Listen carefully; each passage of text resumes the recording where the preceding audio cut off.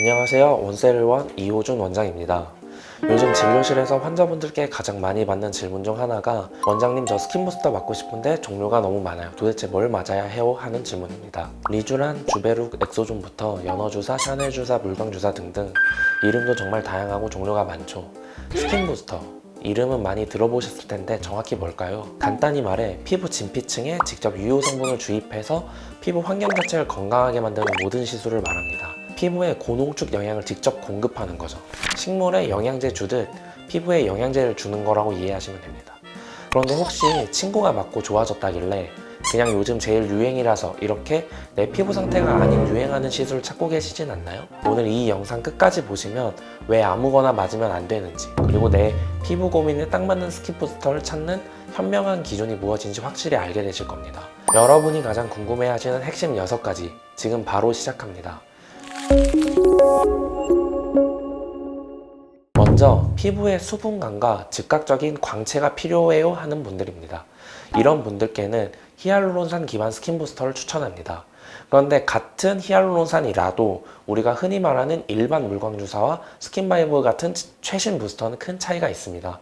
바로 각요 결합 기술입니다. 먼저 일반 물광주사는 각요 결합이 없는 순수 히알루론산을 사용합니다. 피부에 주입 즉시 수분을 강력하게 끌어당겨 즉각적인 물광 효과를 내죠. 하지만 각요 결합이 없어서 우리 피부 속 효소에 의해서 매우 빠르게 며칠에서 1, 2주 내로 분해되어 흡수됩니다. 효과가 매우 짧다는 뜻이죠. 반면에 스킨바이브나 리바이브는 볼륨 필러와는 다른 저분자 미세 각요 결합 기술이 적용된 히알루론산을 사용합니다.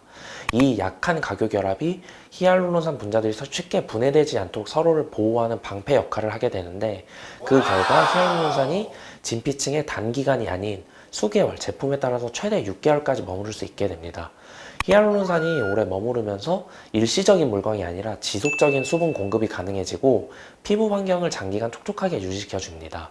두 시술 모두 피부에 집중적인 수분 공급이 가능하고 다른 주사 시술에 비해 통증이 훨씬 덜하다는 공통적인 장점이 있습니다. 중요한 일정을 앞두고 빠른 회복이 필요하면 일반 물광 주사를, 오래 지속되는 근본적인 보습 환경을 원한다면 스킨바이브 등을 선택할 수 있습니다. 두 번째로 모공이 넓고 잔주름, 여드름 흉터 자국이 고민이에요 하는 분들입니다. 이 경우에는 주베룩이 좋은 선택지가 될 수 있습니다. 주베룩은 PDLLA라는 젖산 중합체인데요. 이건 좀 독특합니다. 시술 시 가루 형태의 입자로 되어 있습니다. 이 PDLLA 가루 입자를 생리식염수나 히알루론산 용액에 녹여서 진피층에 주입합니다.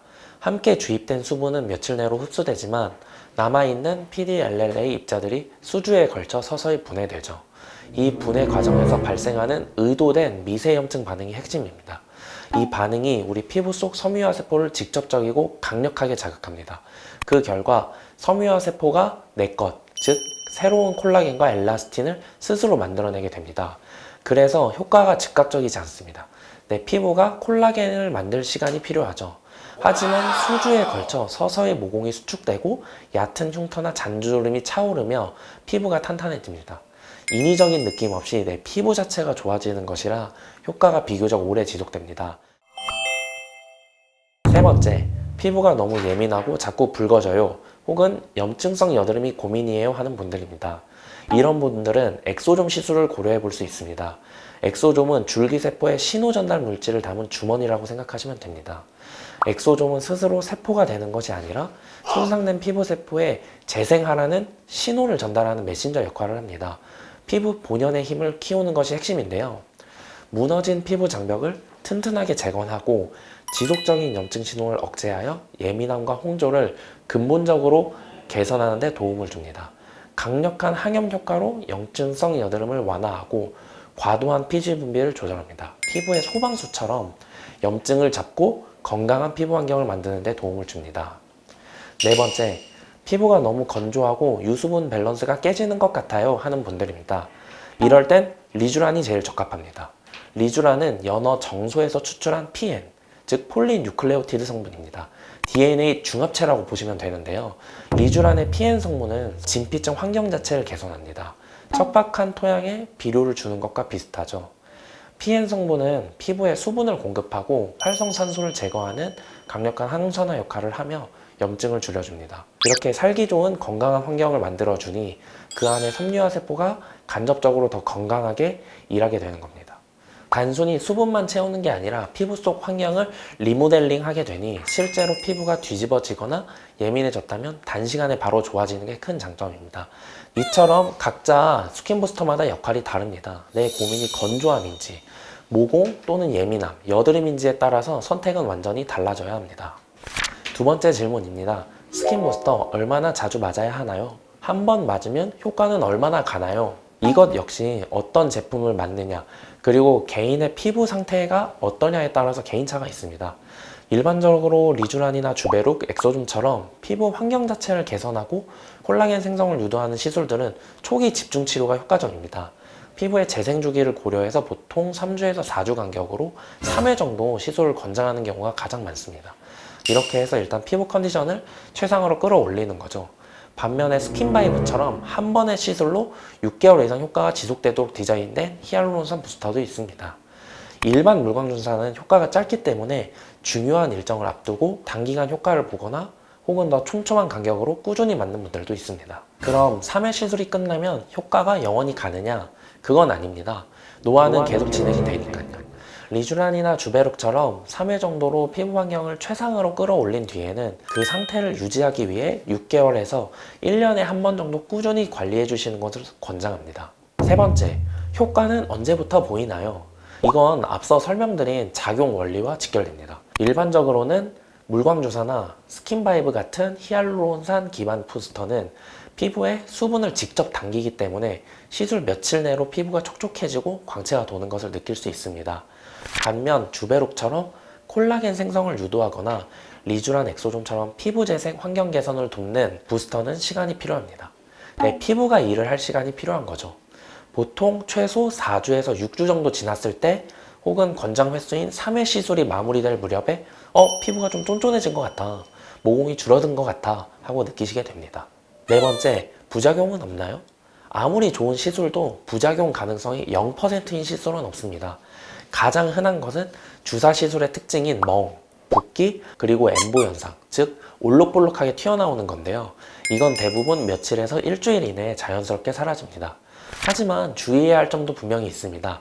특정 성분, 특히 리쥬란의 연어 성분에 알레르기 반응이 있는 분들이 있습니다.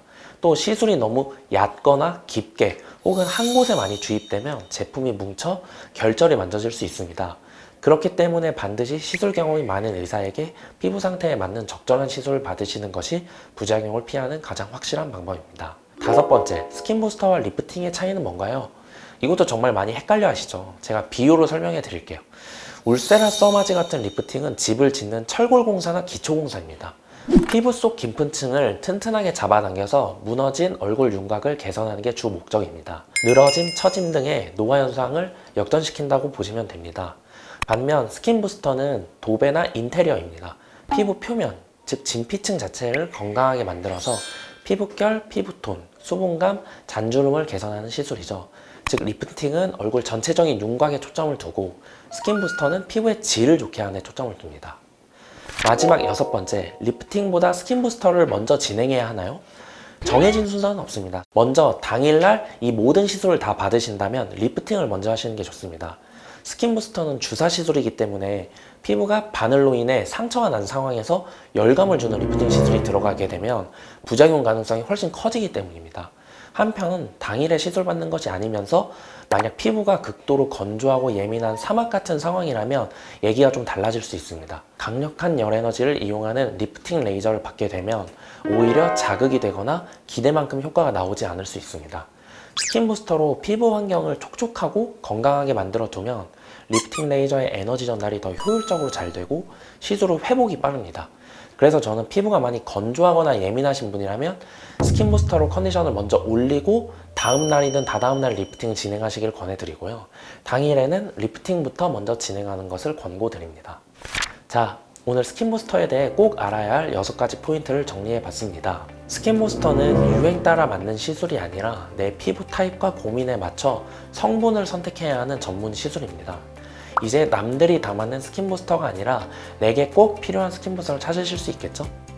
가장 중요한 것은 이 모든 과정을 피부과 전문의와 충분히 상담하고 결정하는 것입니다. 여러분의 피부는 소중하니까요. 오늘 영상이 도움이 되셨다면 구독과 좋아요, 알림 설정 부탁드립니다. 더 궁금한 점이 있으시면 언제든지 댓글로 남겨주세요. 지금까지 원세일원의 이호준 원장이었습니다. 감사합니다.